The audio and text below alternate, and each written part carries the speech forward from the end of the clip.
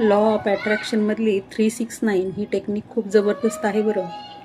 फक्त ती कशी करायला हवी हे समजून घ्यायला हवं.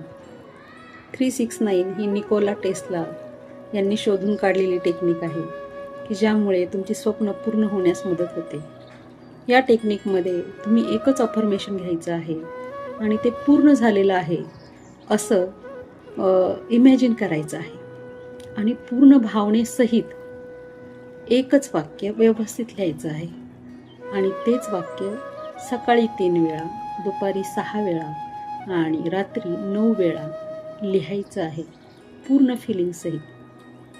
डिटेल व्हिडिओ लवकरच येत आहे.